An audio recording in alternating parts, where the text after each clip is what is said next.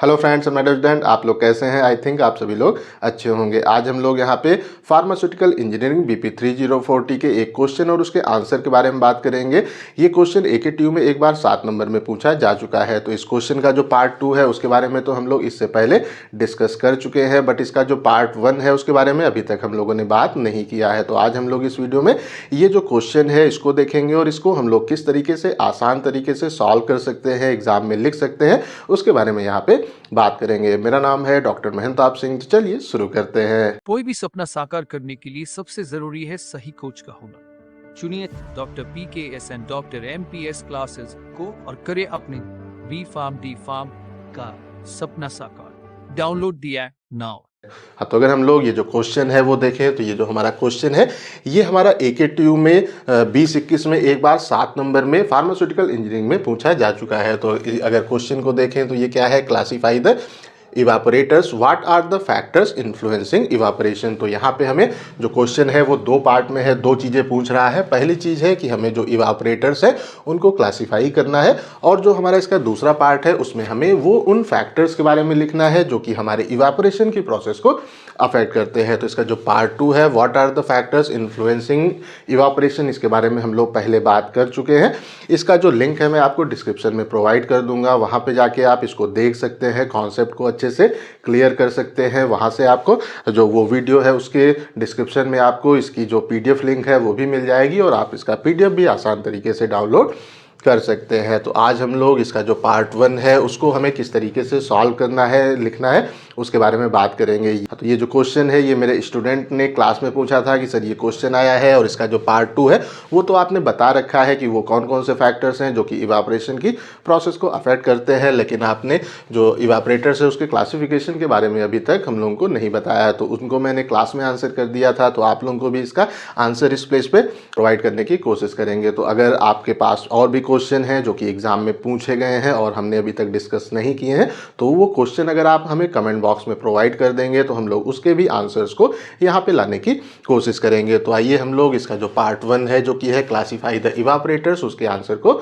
देख लेते हैं। तो जो हमारे यहाँ इवापोरेटर्स हैं ये हमारे ऐसे इक्विपमेंट होते हैं जिनको हम लोग इवापोरेशन की प्रोसेस में बेसिकली यूज़ करते हैं। तो हमारी जो इवापोरेशन की प्रोसेस है, यूनिट ऑपरेशन है, वो क्या होता है अगर उसको देखें तो अगर कोई हमारा लिक्विड है और उसको हम लोग हीट करते हैं और उसके अंदर से जो हमारा उसके अंदर का वोलेटाइल कंपोनेंट है उसको वहाँ पे अगर लार्ज क्वांटिटी में वेपोराइज करते हैं और उससे एक कंसंट्रेटेड प्रोडक्ट को फॉर्म करते हैं, तो वो प्रोसेस बेसिकली हमारी इवापोरेशन की प्रोसेस कहलाती है। और इसको हम लोग जिस इक्विपमेंट में परफॉर्म करते हैं वो बेसिकली हमारे जो इवापोरेटर्स हैं वो यहाँ पे होते हैं। तो अगर हम लोग इवापोरेटर्स का जो क्लासिफिकेशन है वो देखें तो इसको हम लोग अलग अलग बेसिस पे अलग अलग टाइप्स में क्लासीफाई सिंपली कर सकते हैं। तो यहाँ पे हमने इसका जो फ्लो चार्ट है वो लिया है। तो अगर आप लोग जो फ्लो चार्ट है इसको अगर याद कर लेते हैं तो आप आसान तरीके से इसको एग्ज़ाम में जो है लिख सकते हैं। और अगर आप जो फ्लो चार्ट है उसको ड्रा कर देंगे तो ये आई थिंक सो ये जो आपका फर्स्ट पार्ट है ये अप्रॉक्सीमेटली 3 नंबर का होगा। तो आपको अप्रॉक्सीमेटली 3 के तीनों नंबर यहाँ पे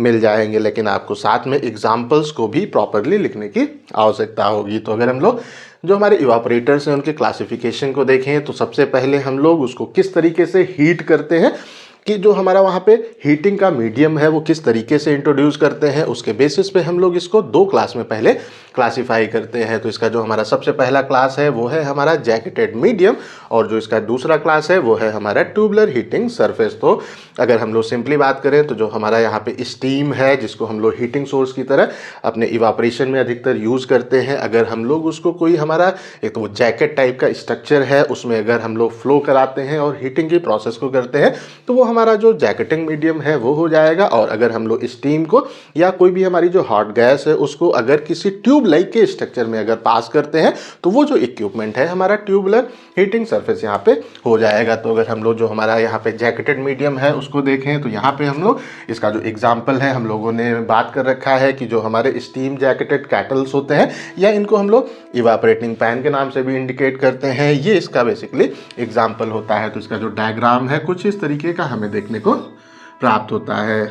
तो इसका जो डायग्राम है वो कुछ हमारा इस तरीके का स्ट्रक्चर होता है, और इसमें इस प्लेस पे क्या है कि ये हमारा जो प्लेस है, ये जो हमारे बीच का स्पेस है, ये हमारी जो जैकेट स्ट्रक्चर है वो होती है। एक साइड से हम लोग स्टीम को या हॉट गैस को यहाँ पे इंटर करते हैं और एक साइड से हमारी जो स्टीम है या हॉट गैस हमें बाहर निकलते हुए देखने को प्राप्त होती है। तो इस कंडीशन में क्या है कि हमारा जो लिक्विड है जिसे हमें इवापोरेट करना है वो इसके अंदर होता है। तो जब स्टीम इसमें से पास करती है और हमारी जो कंडेंस्ड हीट है, स्टीम है, उसका जो आउटलेट है वो यहाँ से रहता है। तो इस कंडीशन में क्या है कि जब स्टीम पास होती है तो ये स्टीम जो है अपनी हीट को हमारे लिक्विड में ट्रांसफ़र करने का काम करती है और जब लिक्विड में इसको ट्रांसफ़र करती है तो फिर हमारे यहाँ पे जो लिक्विड है उसके अंदर का जो वोलेटाइल कंपोनेंट है उसके हमें वेपर्स फॉर्म होते हुए देखने को मिलते हैं और हमारा लिक्विड हमें कंसंट्रेट होते हुए देखने को प्राप्त होता है। तो यहाँ पे जो हमारी स्टीम है उसको हम लोग एक जैकेट लाइक के स्ट्रक्चर में मूव कराते हैं। तो ये हमारा एक टाइप हो गया जो कि हमारा जैकेटेड मीडियम हो गया और इसका जो हमारा एग्जाम्पल है वो है हमारे इवापोरेटिंग पैन्स। तो अब हम लोग देख लेते हैं कि जो हमारा यहाँ पे है दूसरा जो कि है हमारा, ये कहलाता है वो ट्यूबुलर हीटिंग जो सरफेस है वो है। तो अगर हम लोग इसके स्ट्रक्चर को देखें तो इसका जो हमारा स्ट्रक्चर है, इसका जो हमारा स्ट्रक्चर है कुछ हमें इस तरीके का एक स्ट्रक्चर इस प्लेस पे वो देखने को मिलता है और इस कंडीशन में हम लोग यहाँ पे अलग अलग जो ट्यूब्स हैं उसको प्लेस करने का इस प्लेस पे काम करते हैं, या सिंपली कह सकते हैं जो हमारी बंडल्स ऑफ ट्यूब्स होती हैं वो हम लोग यूज़ करते हैं और उसके अंदर अपना जो भी स्टीम है या हॉट गैस है उसको बेसिकली यहाँ पे मूव कराने का काम करते हैं और हमारा वो लिक्विड या जो हमारा लिक्विड है उसकी जो वेपर्स है उसको हम लोग इस प्लेस से स्किप कराते हैं और लिक्विड हमारा इसके अंदर होता है। तो हमारा जो हीटिंग एक तरह से मीडियम है वो यहाँ से इंटर करता है और हमारी जो यहाँ पे स्टीम है यहाँ से इनलेट होती है, यहाँ से हमें स्टीम आउटलेट होते हुए देखने को प्राप्त होती है। तो यहाँ पे क्या है कि जो हमारा स्टीम है या जो हमारी हॉट गैस है, हीटिंग मीडियम है, उसको हम लोग ट्यूब लाइक के स्ट्रक्चर में पास करते हैं। तो ये हमारा ट्यूबुलर हीटिंग सरफेस यहाँ पे होता है। अब हम लोग अगर देखें तो जो हमारा ट्यूबुलर हीटिंग सरफेस है उसको हम लोग उसकी जो पोजीशन है, ट्यूब्स की जो हमारी पोजीशन है, किस तरह से हम ट्यूब अरेंज कर रहे हैं उसके बेसिस पे हम लोग इसको अगेन दो क्लास में क्लासीफाई करते हैं। पहला है हमारा हॉरिजॉन्टल पोजीशन और दूसरा है हमारा वर्टिकल पोजीशन। तो अगर हमारी जो ट्यूब्स है वो यहाँ पे हॉरिजॉन्टली होती हैं, लाइक अगर हम लोग एक तरह से बात करें, एक ट्यूब ये है, एक ट्यूब ये है, तो ये हमारा जो हॉरिजॉन्टल एक तरह से पोजीशन है वो होता है, इसमें रखते हैं। और अगर हम लोग जो वर्टिकल पोजीशन है, अगर हमारी ट्यूब्स इस तरीके से रहती हैं तो वो हमारा जो इस प्लेस पे वर्टिकल पोजीशन है वो यहाँ पे होता है। तो ये जो ये हमारा हॉरिजॉन्टल है उसका भी जो डायग्राम है उसको हल्का सा देख लेते हैं। तो अगेन ये हमारा कुछ इसी तरीके का स्ट्रक्चर होता है, ये हमारा इस तरीके का एक स्ट्रक्चर होता है जिसमें हम लोग हॉरिजॉन्टल ट्यूब्स को यहाँ पे यूज़ करते हैं। यहाँ पे अगेन हम लोग जो बंडल्स ऑफ ट्यूब्स होती हैं वो यहाँ पे लेते हैं और इसके अंदर हमारा जो लिक्विड है वो प्लेस होता है। यहाँ से हमारा जो लिक्विड जो हमारी वेपर्स हैं उसका आउटलेट होता है। तो यहाँ पे देखें तो हमारी ट्यूब्स यहाँ पे हमें हॉरिजॉन्टल पोजीशन में देखने को मिलती हैं। हॉट गैस या स्टीम को हम लोग यहाँ से इंटर करते हैं, यहाँ से हमें वो स्किप होते हुए देखने को मिलता है। तो अपनी हीट को ये हमारे लिक्विड के अंदर ट्रांसफ़र इस प्लेस पे करता है और हमारा जो लिक्विड है उसकी वेपर्स फॉर्म होती हैं जो कि यहाँ से स्किप होते हुए हमें देखने को मिलती हैं। तो ये हमारा जो है यहाँ पे हमारी ट्यूब्स हॉरिजॉन्टल पोजीशन में है, इसलिए हमारा ये जो ये टाइप है वो होता है।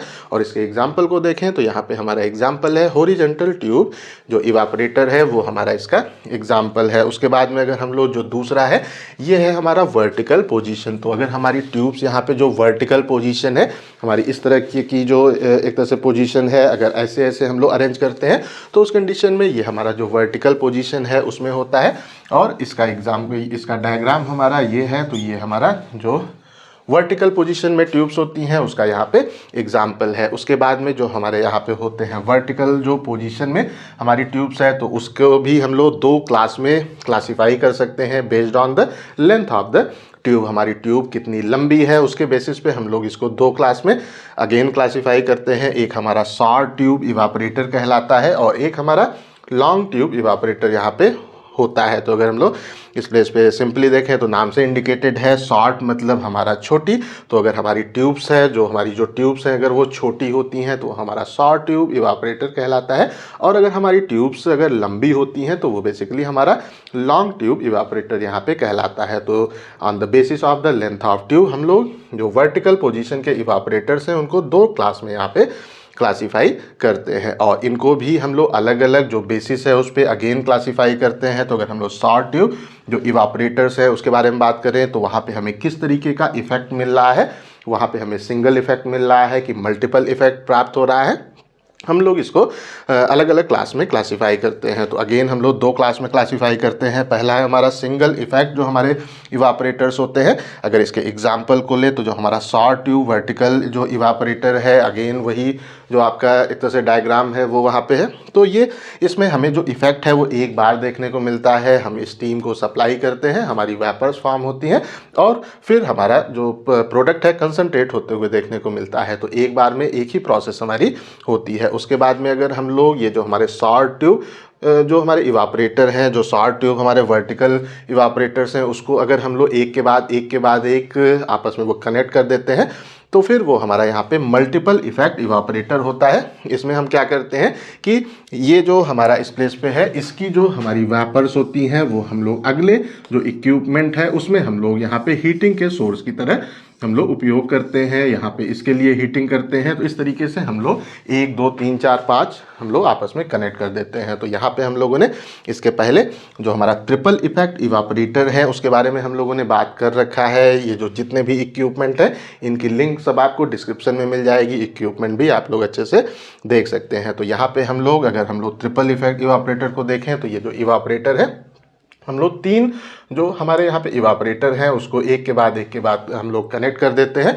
और इस प्लेस पे क्या होता है कि एक जो फर्स्ट इवापोरेटर है उसकी जो हमारी स्टीम है उसकी जो हमारी वेपर्स हैं उसको हम लोग दूसरे में हीटिंग सोर्स की तरह यूज़ करते हैं। तो वहाँ का भी लिक्विड हीट होता है। फिर जो हमारा दूसरा इवापोरेटर है उसकी जो हमारी स्टीम प्रोड्यूस होती है उसको हम लोग तीसरे में यूज़ करते हैं एज ए हीटिंग सोर्स। तो हमने हीटिंग केवल एक को दी और हमारे 3 इवापोरेटर हमें हीट होते हुए देखने को मिलते हैं। तो इसीलिए हम लोग इसको ट्रिपल इफेक्ट इवापोरेटर के नाम से इंडिकेट करते हैं या सिंपली हमारा मल्टीपल इफेक्ट इवापोरेटर यहाँ पे कहलाता है। उसके बाद में जो हमारा अगला है that is the long tube evaporator. तो यहाँ पे हमारी जो ट्यूब्स है वो अगेन वर्टिकल ही पोजीशन में रहती हैं, लेकिन हमारी ट्यूब्स हमें लंबी देखने को मिलती हैं। तो अगर हम लोग इसके बारे में बात करें तो इसको भी हम लोग 2 क्लास में क्लासीफाई करते हैं। On the basis of the circulation, हम लोग अपने जो लिक्विड है जिसको इवापोरेट करना है उसको किस तरीके से सर्कुलेट करते हैं। तो एक हमारा है दैट इज कॉल्ड ये कहलाता है नेचुरल सर्कुलेशन इवापोरेटर। तो यहाँ पे जो शब्द है वो नेचुरल मतलब कि